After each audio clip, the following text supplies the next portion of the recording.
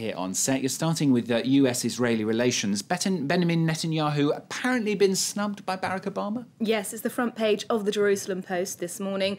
The US has no time for Israel. Apparently, it's quite a dramatic headline. But what it means is that Barack Obama's decided that he doesn't have time in his schedule to meet with Benjamin Netanyahu when he's in the States. And the article's suggesting that this is symptomatic of the ongoing tensions between the two countries, namely over the issue of Iran. Netanyahu's criticised Obama for not being tough enough on Tehran, and the phrase he used was that the US needs to put red lines in front of Iran. And that allegory has been taken up by Haaretz, another Israeli paper, in an op-ed piece that's very critical about Netanyahu, actually. They say that Netanyahu should put red lines on his malice towards Obama, saying that it's not a great strategy to be so overtly critical of Washington, and that actually antagonising the US government plays into the hands of Iran and puts Israel in a dangerous position. The Independent in the UK, on the other hand, had some advice for Obama in this article entitled "All Roads Lead to the White House Through Florida and Israel," saying that he needs to tread very carefully when it comes to Israel, and that includes American Jews, because in 2008 he got almost 80% of the Jewish vote, especially in swing states like Ohio, Florida and Pennsylvania. It's very important for him as a campaign issue.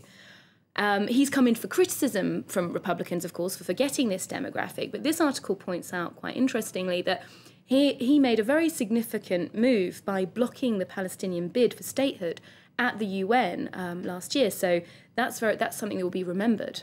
He also pulled out another story, sort of linked, to do with Palestinian territories and settlements. Exactly. So, of course, behind this story, there's always the issue of the Israeli-Palestinian conflict.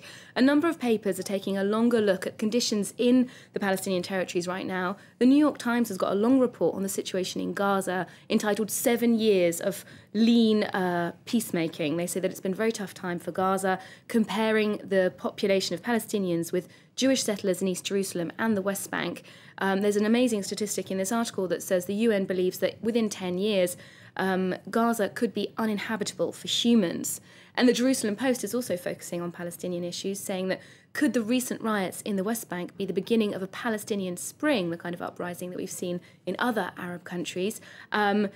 The consensus is no, this is just a protest over the economic conditions they're living in, and it's unlikely to have any negative effect on the Palestinian Authority. You know, we've seen some amazing images today out of Catalonia, demonstrations there, people saying that they want to become autonomous from Madrid and the rest of Spain.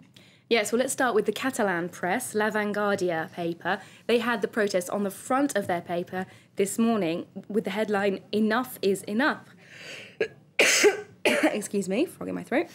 They're very proud of the fact that 1.5 million people were out there calling for independence, and they basically say they're sick of picking up the tax bill for Madrid. They want their region to have financial and political autonomy. El País, of course, the Madrid paper, doesn't agree. They say that independence won't solve any problems for them, and they'll have the same debt problems as other European nations anyway.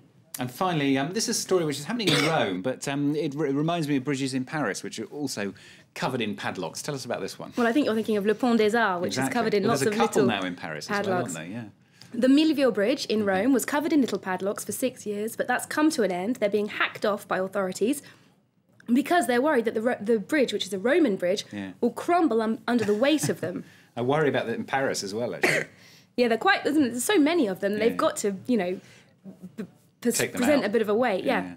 Now, this comes from a tradition of a book written by Federico Mocha, in which the protagonist locks his love onto the bridge and throws the key into the Tiber, which is a very romantic gesture. And La Repubblica is reporting on the issue, and Il Tempo, the Roman paper, interviewed a few local lovebirds who said that they're very sad about the demise of this gesture. It is a bit of a shame, but you can understand why. Olivia, thanks very much. Go and get a glass of water. Olivia Salzo-Winsper on France 24 with the international papers today.